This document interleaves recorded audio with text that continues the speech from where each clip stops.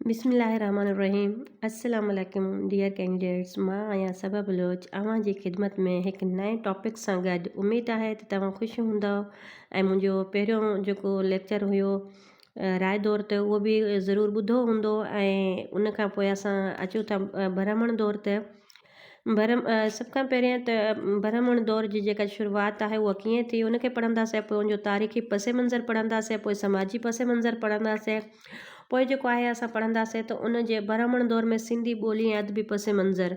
ऐं इन में जेको आहे वीडियो तमामु घणी थी वेंदी, घणो तफ़सील सां त मां न ॿुधाए सघंदी मां, पर मेन पॉइंट जेके आहिनि उहे ज़रूरु कवर कंदासीं त जीअं जेका आहे असांखे टॉपिक क्लियर थी वञे त हिन में छा छा आहे। भ्रमण दौर जी शुरूआति जेको आहे 632 में थी। सिंध में भ्रमण दौर जो बुनियादु विधंदड़ जेको हुयो राजा चच वल्द सैलाज हुयो। हुन जेको आहे इन दौर जो जेके शुरूआति कई हुई, छो त जेको राजा चच हुयो इहो राय दौर में जेको हुयो राय साहसी जो दरबारी हुयो। ऐं इन जो तारीख़ी पस मंज़र में अगरि जेकॾहिं असां ॾिसंदासीं त चच नामे जे शहादतनि ते इहो चई सघिजे थो त राजा चच हुकूमत ते कब्ज़ो हिकु साज़िश तहत कयो हुयो। कहिड़ी साज़िश, इहा कल्ह मां तव्हांखे एंड में ॿुधायो हुयो त जेको राजा चच हुयो हिकु ब्रह्मणु ख़ूबसूरत ऐं ज़हीन हुयो। इन पंहिंजी चालाकी सां राय साहसी जी ज़ाल सां मतिलबु जेको आहे हिकु साज़िश तहत चइजे, या उन पाण जेका इन जी ख़ूबसूरती ते मोहित थी पई हुई। पोइ उन जेको आहे राय साहसी जी वफ़ात खां पोइ राजा चच सां शादी करे छॾी। जॾहिं राजा चच सां हुन शादी कई त जेको इहो हुई तंहिंजी साज़िश, जीअं ई इन मोहिनी देवी सां शादी कई त उहा हिकु साज़िश हुई जंहिंमें उहो जेको आहे हुकूमत ते कब्ज़ो करे वेही रहियो। उन खां पोइ छा थियो त जेके राय दौर जा जेके अमीर माण्हू हुया या वज़ीर हुया उन्हनि खे बहाने सां घुराए क़ैद कयो, छो त उहे इन जे ख़िलाफ़ु हुया, मुख़ालिफ़ थी बीठा हुयसि। ऐं जेके बिल्कुलु बग़ावत कनि पिया उन्हनि खे क़तल कराए छॾियो। ऐं जेके बाक़ी ॿिया कुझु बचा उन ख़ौफ़ में हिकिड़नि वफ़ादारी ऐं हिकिड़नि जेको आहे इन जे हिकिड़नि खां हिमायत वठी वरिती। पोइ ईअं जेको आहे हिन जी हुकूमत जी शुरूआति थी।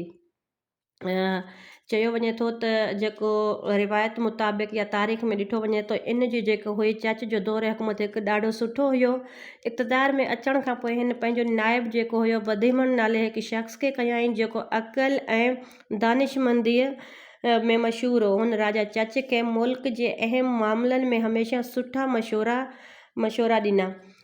इन में इहो बि ॿुधायल आहे त इन दौर में जेको हुई न भ्रमण दौर में इन राजा चच सोचियो त जेको आहे त मां पंहिंजे मुल्क जूं जेके सरहदूं आहियां इन खे वसी कयां। इन जॾहिं इहो फ़ैसिलो कयो त पोइ हिन मुल्क खे जेको आहे वधायो। हिन मुल्क खे भाटिया, सिकंदा, सिक्का, मुल्तान, ताकिया ऐं कश्मीर जे इलाइक़नि ताईं फ़तह करे वरितो हुयो। ऐं उन्हनि खे फ़तह करे हिन पंहिंजी सल्तनत में शामिलु कयो हुयो। उन खां अलावा जेको हिन दौर में बदिया सिविस्तान खां अलावा मकरान ऐं कंधार ताईं हिन जी हुकूमत जूं शायदूं मिलनि थियूं। इन खां पोइ असां अचूं था हिन जे समाजी पस मंज़र ते। समाजी पस मंज़र में जेकॾहिं असां ॾिसंदासीं त भ्रमण दौर हुकूमत सिंध में हिकु नओं फ़लसफ़ो खणी आयो। भ्रमण हुकुमरान हिंदू हुआ। हिन दौर खां अॻु जेके हुकुमरान ऐं अवाम हुआ उहे ॿुध धर्म सां वाबस्ता हुआ, जेको सिंध जे मिज़ाज जे लिहाज़ खां वधीक वेझो हो। चचनामो जे शहादतनि जी बुनियाद ते चई सघिजे थो त इहो सुठो दौर हुओ। हिन इंतिज़ामी सल्तनत रया जे सुधारे ऐं फ़ाइदनि ऐं मुल्क जे दिफ़ा जे सिलसिले में वॾा क़दम खयां। ऐं हिन में जेके क़बीला हुया उन में कुझु क़बीला बि हुया जीअं चना, समा, सहता, लाखा ऐं लोहाणा, उहे बि क़ाबिल ज़िक्र लाइक़ आहिनि। पर इन में इहो बि ॿुधायल आहे त डॉक्टर मुबारक अली जो ख़्यालु हुयो त अहिड़ियुनि शर्तनि सां, छो त जेके हिन में लोहाणा क़बीला हुयो न, लोहाणा क़बीला, इन में इन्हनि सां जेको आहे न सुठो सलूक न कयो वेंदो हुयो। इहो बि केतिरा ई किताबनि में मिलियो आहे त भ्रमण दौर सां उनखे मतिलबु उन्हनि ते जेको आहे तमामु सख़्तु पाबंदियूं लॻियल हुयूं। जहिड़ो मतिलबु उहे मखमल रेशम जा कपिड़ा न पाईंदा हुआ, भली चादर मथे ते सोटी न पाए सघंदा हुया, या मतिलबु को सुठो रंग न पाए सघंदा हुया। कारे रंग जी मतिलबु उन्हनि खे इहे ॿुधायल हूंदी हुई, उहे शयूं उहे पाईंदा हुया। ऐं उन्हनि खे जेको आहे जॾहिं उहे घर खां ॿाहिरि निकिरंदा हुआ त कुता पाण सां गॾु खणंदा हुआ। जेकॾहिं घोड़े ते वेहनि था त ज़ीन इस्तेमालु न कंदा हुया। मतिलबु काफ़ी सारियूं शर्तूं उन्हनि ते रखियल हुयूं। इन ॾस में डॉक्टर मुबारक ॿुधायो आहे त पोइ इन जे बावजूदि जेको मुल्क जे अंदरि इंतिशार हूंदा, वफ़ादारी बि मुतासिर थी हूंदी, छो त माण्हुनि में जेको आहे इहो पैदा थियो हूंदो त असां में तफ़ावत रखियो वञे थो, तंहिं करे जेको आहे मसइला ख़राबु थिया हूंदा। उन खां पोइ आहे असां अचूं था ब्राह्मण दौर में सिंधी ॿोली अदबी पस मंज़र ते। जेकॾहिं ॾिठो वञे त ब्राह्मण दौर में अरब दौर जे हमलनि में अदबी ज़ख़ीरा जेके आहिनि अफ़सोस आहे महफ़ूज़ न रही सघिया आहिनि, जिन खे असां पेश करे सघूं। ऐं पर अरब सियाहनि जे सफ़रनामनि मां इन दौर जी ॿोली ऐं इल्मी अदबी सरगर्मियुनि जा इशारा मिलनि था। हिन दौर में जेका मक़ामी ॿोली खे मरकज़ियत हासिलु हुई, डॉक्टर ग़ुलाम अली आलाना लिखियो आहे त अरब सियाहनि जे जेके अरब हुया उन्हनि जे सफ़रनामनि मां मालूम थिए थो त सिंध वारा जेके इल्मु ज्योतिष, इल्मु नजूम, इल्मु रियाज़ी, इल्मु तिब ऐं ॿियनि इल्मनि में महारत रखंदा हुआ। इन सिलसिले में जेकॾहिं ॾिसंदासीं त मौलाना ग़ुलाम मोहम्मद गिरामी बि लिखियो आहे त सिंध जी सरज़मीन हज़ारनि सालनि खां इल्मु ऐं दानिश जो मर्कज़ रहंदे बि उन्हनि में जेकॾहिं छापखाना न हूंदा त बि उन्हनि वैदानियत, अलियात, अदब ऐं इख़लाक़ जा हज़ारे किताब तालीफ़ कया, जंहिंजो वॾो जेको ज़ख़ीरो हुयो देबल ऐं बरहमाणाबाद ऐं अरोड़ में मौजूदु हुयो। जेकॾहिं इन में असां ॾिसंदासीं त इन में सम्झी सघूं था त अदब खां इहो दौरु ख़ाली न हुयो, जंहिंमें सभ खां वधीक जेको असांखे मिलियो आहे अदबी हवालो, उहो असांखे कहिड़ो मिलियो आहे, राजा ॾहर जे ख़तनि जो हवालो मिलियो आहे इन दौर में।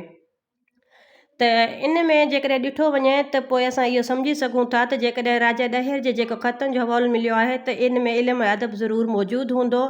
ऐं काफ़ी जायुनि ते बि इहो मिलियो आहे त इन दौर में सिंधी ॿोली ॻाल्हाई लिखी वेंदी हुई। ऐं चाचनामे जे शाहिदनि मुताबिक़ बि असां इहो चई सघूं था त उन दौर में जेको हुयो सिंधी ॿोली जा जीअं हाणे असां अंदाज़ो लॻाए सघूं था राजा चाच, जीअं राजा लफ़्ज़ अॼु ताईं हले थो, इन्हनि जे नालनि मां, इन्हनि जे ॻाल्हाइण मां, इन्हनि जे जेका कुझु अहिड़ा लफ़्ज़ मिलिया आहिनि जंहिं मां ख़बर पवे थी त सिंधी ॿोली उन टाइम ॻाल्हाई वेंदी हुई। इन में ब्राह्मण हुकमरान, इन में राजा चाच जेको हुयो इन टोटल जेका हुई 40 साल हुकूमत कई हुई, जेको 672 में हिन राजा चाच वफ़ात कई। राजा चाच जी वफ़ात खां पोइ हिन जे पुटनि जी बजाए हिन जो भाउ राजा चंदर जेको हुयो हुकूमत जो वाॻू संभालियूं। उन खां पोइ राजा चंदर जेको हुयो मज़हबी तौर ते मज़हबी शख़्स हुयो, त हुन मज़हब जे हवाले सां इबादतनि गाह में घणो वक़्तु गुज़ारियो। इन ॾस में जेको आहे मुल्क जे अंदरि में हालतूं तमामु ख़राबु थी वियूं ऐं इहो घणो वक़्तु हलाए न सघियो, पर जॾहिं त बि तक़रीबन 8 साल हुन हुकूमत कई। उन जे हुकूमत खां पोइ जेको आहे त राजा चाच जा जेके चयो वञे थो त उन जा 2 पुट हुया, जंहिंमें राजा ॾाहिर ऐं ॾाहिर सीन हुई ऐं हिकिड़ी धीउ हुई जंहिंजो नालो माइन हुयो, पर उहा जेका हुई हिकु ॿी मामा हुई। तंहिं करे राजा ॾाहिर ऐं राजा ॾाहिर सिंह जे विच में बेसुठा के तालुकात न हुया। जॾहिं राजा चंदर जी वफ़ात थी त पोइ राजा ॾाहिर हुकूमत ते तख़्त वेही रहियो ऐं जेको राजा चंदर जो पुटु हुयो उनखे वरी बरहमाणाबाद जो गवर्नर मुक़ररु करे छॾियो हुयसि। पर थोरे मतिलबु 1 साल जे वक़फ़े खां पोइ ॾाहिर सिंह जेको हुयो उहो उहिदो वापसि वठी वरितो। उन खां पोइ छा थियो त उनखे जेको आहे उनजे पुट खे वरी जेको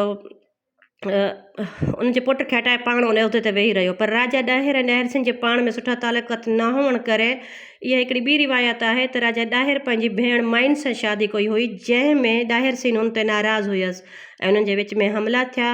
ऐं उन हमले में जेको आहे ॾाहिर सिंह मारिजी वियो ऐं पूरी हुकूमत ते जेका गिरफ़्त हासिलु थी वई हुई उहा राजा ॾाहिर जी थी वई हुई।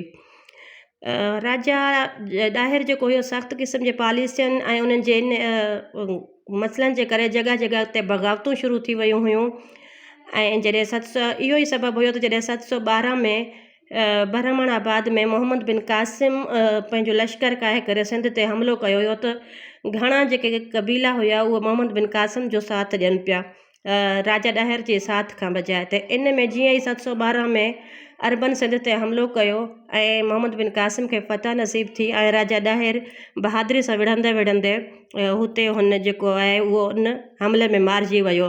हुन जी मौत सां ई सिंध में ब्राह्मण दौर जो ख़ात्मो आयो ऐं अरब दौर शुरू थियो। उमेदु आहे त वीडियो तव्हांखे पसंदि आई हूंदी। ओके, अल्लाह हाफ़िज़।